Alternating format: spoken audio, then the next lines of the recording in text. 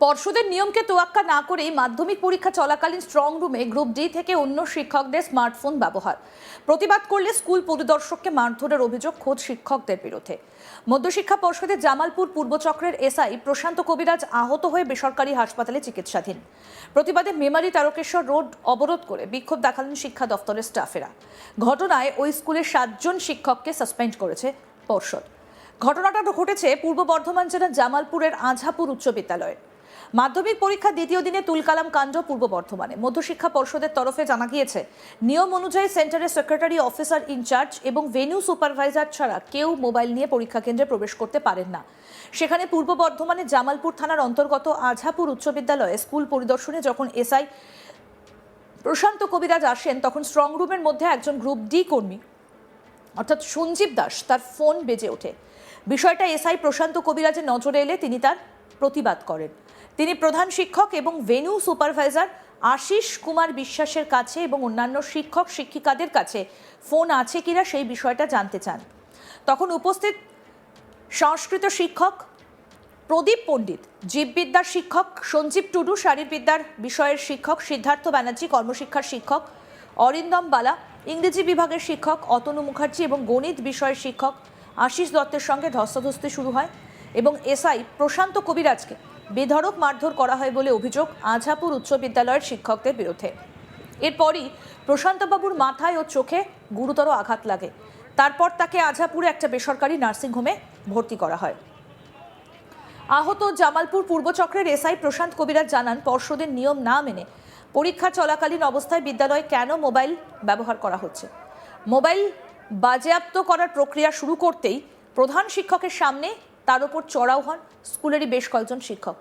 তাকে ঘিরে ধরে চলে কিল, চর, ঘুষি। জোর করে তাকে স্কুলে আটকে রাখা হয়। আর এই ঘটনার আকস্মিকতা কাটিয়ে তিনি বিডিওকে ফোন করেন। পরে স্কুল থেকে তাকে উদ্ধার করে জামালপুর থানার পুলিশ। আহত স্কুল পরিদর্শক প্রশান্ত কবিরাজ কি বলেছেন শুনব।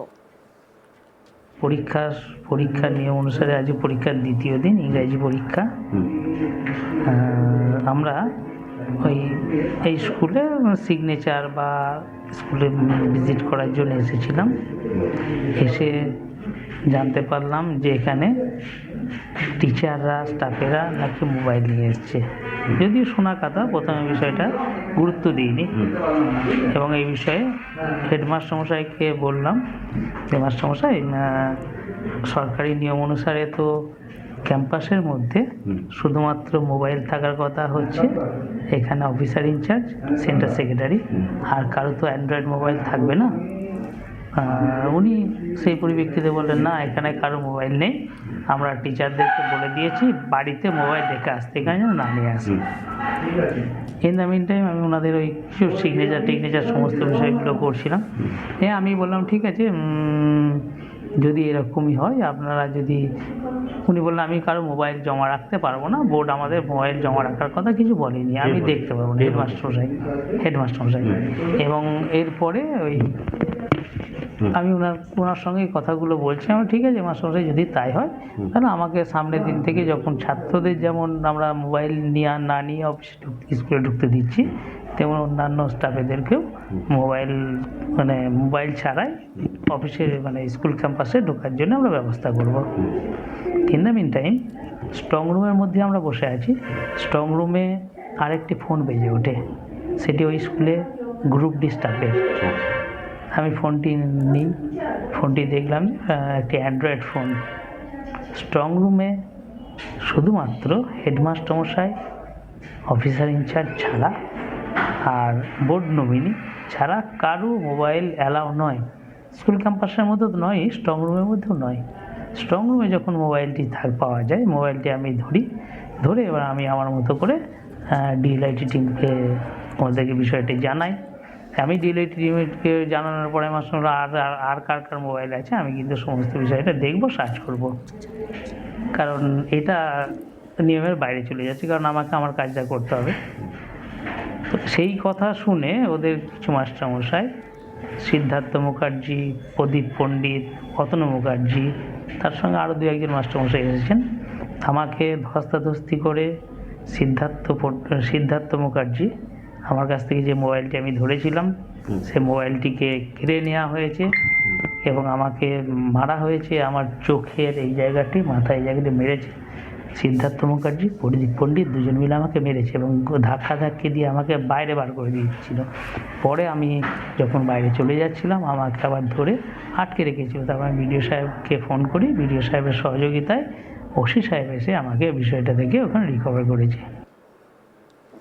তবে এই ঘটনার পর বেশ কিছু শিক্ষক ঘটনার নিন্দা জানিয়ে মেমারি তারকেশ্বর রাস্তা অবরোধ করে বিক্ষোভ দেখান বেশ কিছু স্কুল শিক্ষক। অবিলম্বে অভিযুক্ত শিক্ষকদের বিরুদ্ধে শাস্তির ব্যবস্থা করার দাবি জানানো হয়। রাস্তা অবরোধকারী শিক্ষক সৌমেন ভট্টাচার্য বলছেন, জামালপুর পূর্বচক্রের এসআই দায়িত্বপ্রাপ্ত আজাপুর হাই স্কুলে, সেই স্কুলে মাধ্যমিক পরীক্ষা চলছে। সেন্টারের স্ট্রং রুমে একজনের মোবাইল পাওয়া যায় এবং সেই মোবাইল এসআই কেড়ে নেন। এরপর বেশ কয়েকজন এসে এসআই এর ওপর হামলা করেন এবং মোবাইল ছিনিয়ে নেন, মারধর করেন। আমরা দোষীদের শাস্তির দাবি জানাচ্ছি। কি বলছেন অবরোধকারী শিক্ষক সৌমেন ভট্টাচার্য, শুনবো। আমাদের জামালপুর পূর্বচক্রের এসআই ওখানে দায়িত্বপ্রাপ্ত, ওখানে মাধ্যমিক পরীক্ষা চলছে, আজাপুর হাই স্কুলে সেন্টার, এবং সেই সেন্টারের স্ট্রং রুমে সিদ্ধার্থ বাবুর মোবাইল পাওয়া যায় এবং সেই মোবাইল এসআই সাহেব কেড়ে নেন। তারপরে আরও 2-3 টিচার এসে এসআই সাহেবের উপর নিগ্রহ করেন এবং এসআই সাহেবের কাছ থেকে মোবাইলটাকে ছিনিয়ে নেন এবং মার দেন ওনাকে। সিদ্ধার্থ বাবু, অতনু মুখার্জি আর একজন স্যার নাম জানি না। গোটা ঘটনায় উত্তেজনা ছড়ায় স্কুল চত্বরে। ঘটনাস্থলে জামালপুর থানার পুলিশ, পূর্ব বর্ধমান জেলা পুলিশের আধিকারিকেরা পৌঁছন। এই ঘটনায় স্কুলের প্রধান শিক্ষক বা অন্য কোনো শিক্ষকের প্রতিক্রিয়া পাওয়া যায়নি। এই ঘটনায় নিন্দার ঝড় উঠতে শুরু করেছে।